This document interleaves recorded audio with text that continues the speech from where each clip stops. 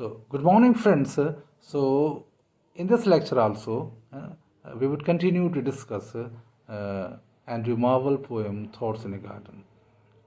I hope that it is a long poem, and the subject is quite wonderful, and the poet has explained it quite perfectly, and how the description become grave as the poem progresses.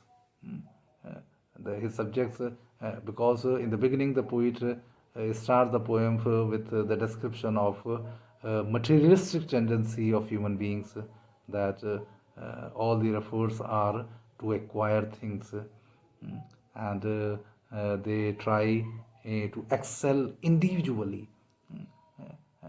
And this also happens in the modern time, because Marvell is a 17th century poet, and the things, the tendency which he has described is still prevalent in our society. So that's the thing. Then he describes about the heavenly garden, and the poem comes to a very philosophical, acquires a very philosophical tone when he describes the functioning of the mind, and he compares the mind with the ocean, as it is impossible, and it is futile to measure the depth of the ocean. Similarly, no one can find out what is taking place in one's mind, because many ideas, many thoughts are generated. They keep on going in our mind, and they are annihilated, they are destroyed, and new ideas come on.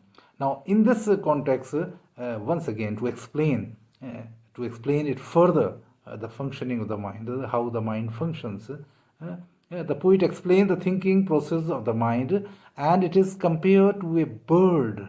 Now, look at how the poet very cunningly and very amusingly, and it is a very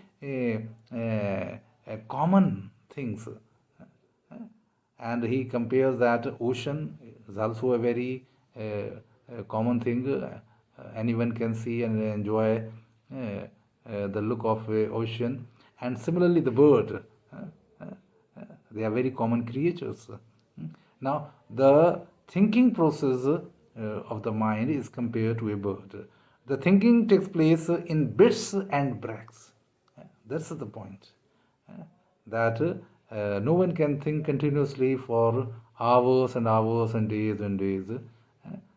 The thinking takes place in bits and breaks. As the bird sits on a branch, sings a song, and combs its wings, and gets ready for the next flight. This is the activity of the bird, that they do it regularly or intermittently. That what they do there, as the bird sits on a branch, sings a song, combs its wings, and get ready for the next flight. Its plume, its feathers, scatter different colors in the sky. In the same way, the imagination works. The imagination works. The poet fills our heart with his creation. The poet says that when you write, when you try to write something, when you sit down to write some things, so you can't write all the things instantly. The ideas comes in bits and breaks. Sometimes you are able to think quite well. Other times you are unable to connect the things. So this happens. But in this way, the poet tries to explain the function of the mind. The mind never thinks for long hours, but thinking takes place in bits and breaks. So that's the point you should remember.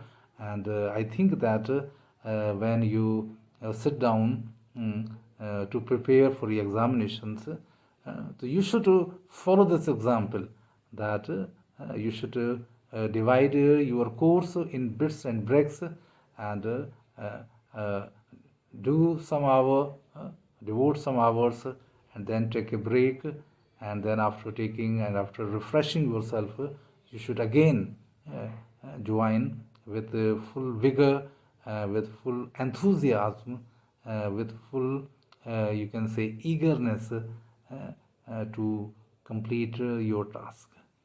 So this is the thing. This is the we should adopt in our study also. Further, the poet laments over the loss of the heavenly garden, because when the God created this world and created Adam, so in this way we lost the heavenly garden. Man is a social animal. He can't live without a companion. In this way, human beings lost the bliss of the paradise. Now, here I think the poet is referring to the biblical, to the Bible, that how this earth was created, because Adam lived in heaven, but he was alone there. There was no companion. Then God created Eve, but by some mistakes, by disobeying God's command, the God became angry, and he threw both of them out of garden, out of that heaven, and in this way this earth was created. And it is also a story that the Satan, who was thrown out from the heaven, tempted Eve, motivated Eve, so that the Adam commit a mistake and eat that forbidden tree, which was denied, which was forbidden to him by God. So in this way, there is all kind of stories. It is described in Bible and in Muslims also, in the Holy Quran also. It is also described. It is also analyzed. So the poet wants to say that man is a social animal. He cannot live alone. So it was a big pressure. It was a big burden to him to live alone happily in the garden. But today we are I think, passing through the I think what you can say that if Adam have not created that mistake or that thing, we would have continued to live in paradise. There would be no creation. But this is a different story. But the thing is that when you are sent, when you have taken a birth in this world, it would be our endeavor, it would be our effort to make this world a beautiful place. Because we have some imagination of a heavenly garden. We have some examples of heavenly garden. So we should follow, we should try to make this planet, our earth, as beautiful as heaven. I hope that each of you will think in that way and take these lines in that way, that it is our duty, it is our moral responsibility to make this world a beautiful place, so that we could show to God that we are also his obedient followers. So in this way, he says that the poet appreciates in the last stanza the majesty of God, the greatness of God. I told you in the beginning that like other metaphysical poetry, Andrew Marvell is also a religious poet. By describing all the things, he sums up the poem. He ends the poem with a beautiful note, with a beautiful message, and he compares the God with a skillful gardener. The God has put all heavenly plants, you can say the heavenly bodies, on the right place, just like a gardener who looks after his garden. As the garden puts different kind of herbs and shrubs, and different kind of fruit and you can say flowers in different categories. So similarly, the God has put all the heavenly bodies in their proper positions. The moments of the sun help us in measuring the time. The poet expresses wonder that it is the greatness of the God that the herbs and shrubs and flowers help us in calculating the time. It is a mystery that because in olden times there was no watch, so the farmers can calculate the times by the shade of trees, and he also compares the farmers with the industrious bee, as the bee. Honey bees, they are very energetic, they are always up to their work. So similarly, the farmers get up, wake up early in the morning, and do all the work throughout the day. And the poet says that it is the greatness of God that he has made this planet, our earth, a beautiful place. All heavenly bodies uh, are doing their work properly, and there is no lack in their activities. There is no reluctantness in their activities.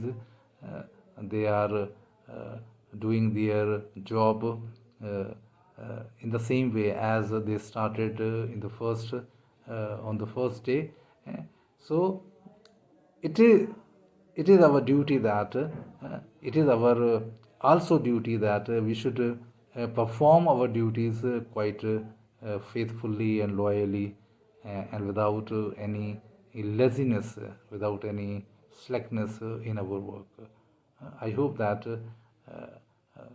I hope that you would enjoy this poem, and in conclusion I can say that Thoughts in a Garden is a wonderful poem about the description of the beauty of the garden, and but the poet does not end by discussing the beauty of the earthly garden, but he transcends us from from earthly garden to heavenly garden, and simultaneously he also describes the functioning of mind and other things. I hope that you keep on enjoying this online teaching program.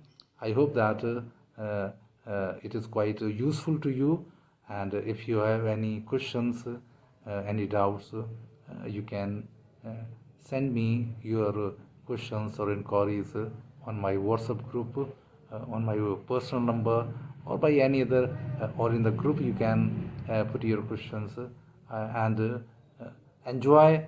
And I hope that you are doing your work quite honestly, and as I told you earlier that you should also do some writing practice, because in exams you have to write exams. You are not going to record or any other else by any other systems. We are going to take your exams. So keep on doing practice. Thank you.